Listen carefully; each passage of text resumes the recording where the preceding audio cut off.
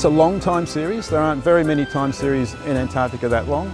And over that time, the regional population has increased by a factor of 6. So it used to be about 30,000 breeding pairs, and now it's almost 200,000 breeding pairs. That's nearly 500,000 breeding birds. So it's a very large population in the Windwell Islands, the third largest in East Antarctica.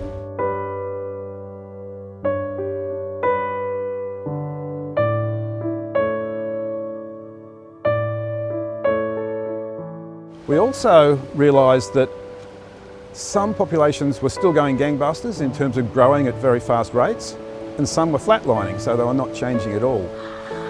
What we've found is that the populations that are stable don't have much breeding habitat left. So they've expanded in their growth in previous years and virtually filled that habitat, so they can't grow anymore.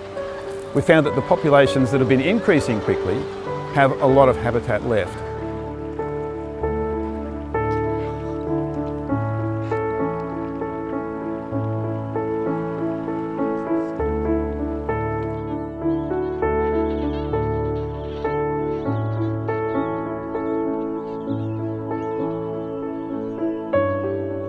Good breeding habitat on land is ice-free land, snow-free land, not too steep, not flat because flat gets too wet, and with lots of pebbles so they can build their nests.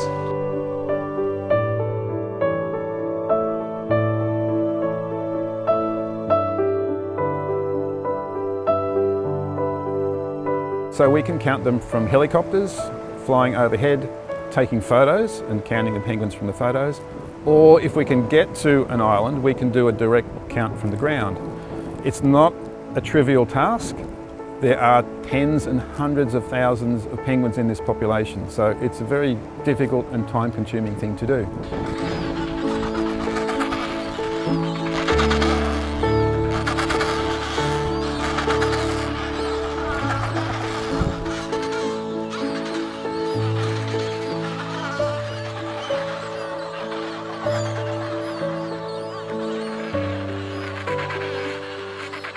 I looked at 10 photos per day for every season, and I did 10 seasons, and at the 5 camera sites.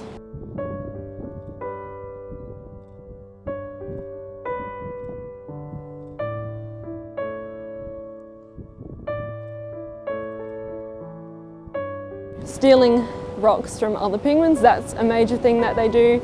They'll just go take rocks, no permission asked, and then take that back to their nest. Otherwise they'll just go scrounging for rocks around the colony as well.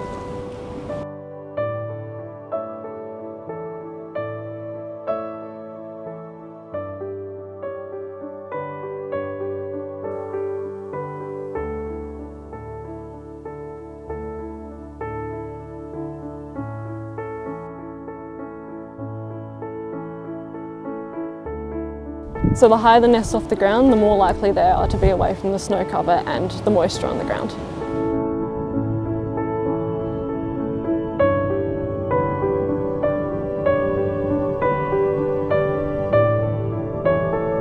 So we weren't expecting that nest structure would have such a big impact on breeding success, because that was a relatively new finding. Only a few people prior to me have found that.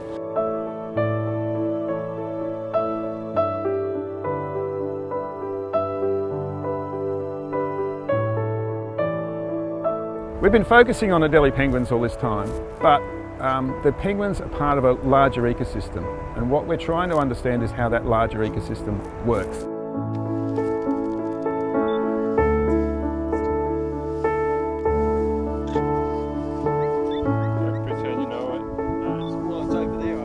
So all the expeditioners who went down in that 10-year period I was looking at, need to thank them so much for giving me and other people the opportunity to find out as much as we can about Adelie penguins to help them into the future.